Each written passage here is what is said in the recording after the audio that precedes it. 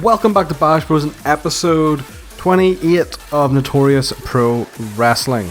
The TEW Let's Play series, we find out what exactly would happen if Conor McGregor started his own wrestling promotion. And there's been no news. So last time you guys were here, it was the King is Back pay-per-view. And it looked a little something like this. So we got a 65 overall, with some of the highlights being Hero versus Pentagon for the title, and also the Battle Royale and the Grizzled Young Vets versus Lycos Gym. There was some double booking issues with NXT UK taking some of our talent, but overall it was genuinely a very good show. It was so good, it was actually equal to our previous best show, which was Fear No Man. So we are going from strength to strength. So let's go over the storylines, that will be kind of progressing this month. Now, this screen will be a little bit out of date due to the fact I've had to postpone changing and updating some of the storylines because of the double bookings, but I'll kind of talk about them as we go. So Pentagon versus Chris Hero will be continuing.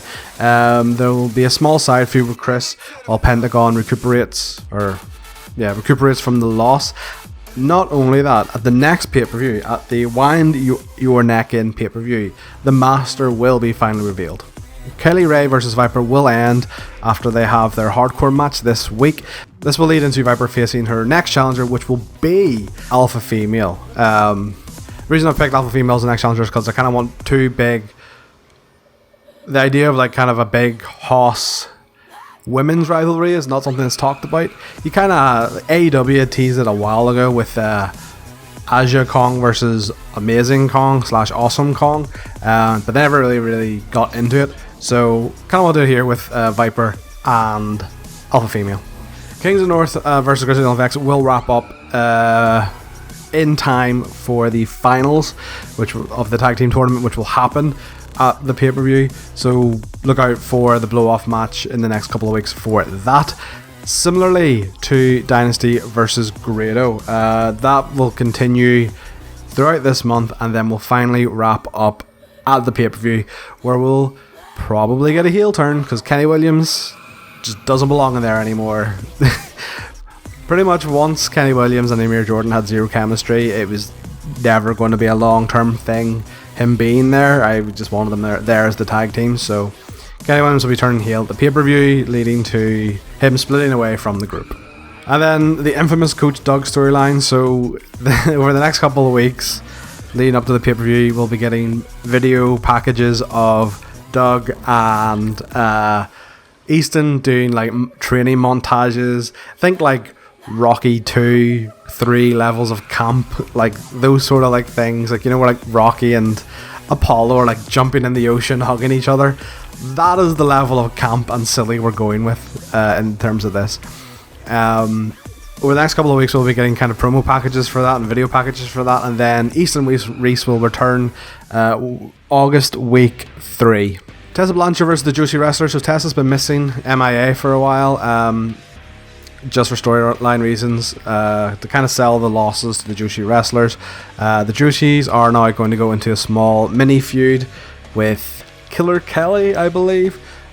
Tessa will return at the pay-per-view, and then they'll have another month where she'll kind of work her way through the Joshi Wrestlers, culminating at the pay-per-view after that with Tessa versus Maiko for the big blow-off match there. Alpha Female versus Sia Brookside we have already talked about, so this will again, similarly to Kelly Ray versus Viper, this will end this week with their match, and after that Alpha will go on to feud with Viper, and Zia Brookside will go on to feud with Tenille Dashwood. Now the reason I picked Tenille is because there's a couple of similarities between the two of them, especially Tenille Dashwood back when she was Emma, kind of bubbly, quirky Emma. The whole narrative thread throughout that is that the reason Zia couldn't beat Alpha was because she's too nice, and that is kind of what she's portrayed as, is like the girl next door, nice and bubbly personality.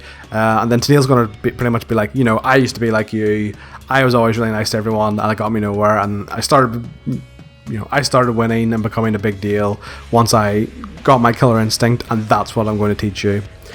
Or that is the general gist of the storyline for those two. And then finally, the tag team title tournament. So the finals are now set. It is going to be the Grizzled Young Vets versus the Mighty Don't Kneel in the final. Once those finals are wrapped up at the Wind Your Neck In pay-per-view, those two teams will feud. Because, spoiler alert, one of the teams will be turning heel during the match. But yes, that is the storylines for this month. So there's one tiny bit of news, actually I forgot to mention, is that we signed backstage reporter Jennifer Louise, just to kind of, I suppose the reason why I did it is because kind of whenever there's a backstage segment, it's nice to have that person there. I think it's a personal thing, you don't need a backstage reporter for any reason, but I just thought it'd be nice to have one. Plus it makes a difference, for me it helps make a difference between if the angle is in-ring or if the angle is backstage too. So, but that is everything thus far. So let's book it, shall we? Okay, and we are back, coming at you from Voodoo in Belfast. It is Thursday Night Wanted, and it turns out we have an all-female card. Well, the main card's all-female, but there you go. You just, like, if I was WWE, I would have advertised this and forced it down everyone's throat for, like, a month beforehand, but no, like, just do it. If you treat the female wrestlers the exact same as the male wrestlers, it'll just happen. Through circumstances, it'll just happen. Anyway, right, off my soapbox. So as I've mentioned before, I kind of plan 4 weeks in advance, 4 weeks and maybe a pay-per-view in advance. So I've had to reshuffle my plans, so we'll see how this goes. Yeah, so working from the bottom up, so we have a couple of angles and stuff, just to kind of keep the momentum of some of the storylines going. Then we're looking into the main show, and we have the Alpha Females, the Brookside match that was missed. We have the Killer Kelly versus Maki Ito, which is the mini storyline, or filler storyline, I suppose, for the Tessa versus Joshi wrestlers. Then we also have Kaylee Ray versus Viper as the main event. So, let's see how it goes.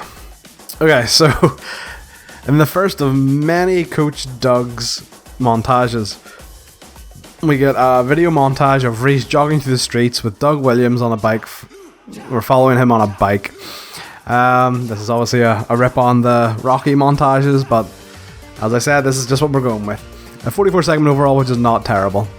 And Eastern Reese is obviously using his mannerisms to add a face turn. The face turn probably won't happen for a while, because I want to build it up to make sure it doesn't mess up. The backstage interview, Jen is talking to Zia Brookside, but is interrupted by Tennille Dashwood, who says she's not going to win tonight because Zia is too nice. And then in ring, Chris Hero dares anyone to step up and take the title from him. To which Carlos Romo and Ace Austin come out and say that they are next in line. So this will lead to a non-title match next week. I don't know whether to have Ace or Carlos face Chris, but one of these young, disrespectful punks are going to face Chris Hero next week in a non-title match. 50 overall was good. Chris Hero and Ace Austin did most of the talking there. So the Bite had a good heat and decent wrestling. Alpha Female defeated Zia Brookside in 15:09 with the Omega Slam. Alpha got 41, Zia Brookside got 36, and that was a 38 overall. Zia was offered game, which sucks, but they do have good chemistry together. Disappointing, to be honest. Was hoping for more from both girls. After the match then, Alpha Female goes to inflict more pain onto Zia, but Viper comes out and stops her. 37 overall. Again, none of the girls are particularly good on the mic, so it is what it is. Next up then, in a bout that had good heat and decent wrestling, Maki Ito defeated Killer Kelly in 12:47. Killer Kelly had a 32, which is not great. Maki Ito had a 44, which is good. 41 overall, not bad. After the match then, Killer Kelly attacks Maki Ito, and Riho makes the save. 58, which is fantastic. Maki Ito did most of the talking here. I think it just shows how charismatic she is. But yeah, goddamn, that's really good. That's better than Chris Hero. Maki Ito may be our best on the mic, other than Conor McGregor. which is weird to think. And then in the main event, and about that had fantastic heat, Angry Wrestling, Viper defeated Kaylee Ray in 2015 with a Michinoku driver in a hardcore match, that is, and that makes defense number 2 for Viper. Kaylee Ray had a 51 and Viper had a 45. 49 was just shy of where I would like it to be, but still good.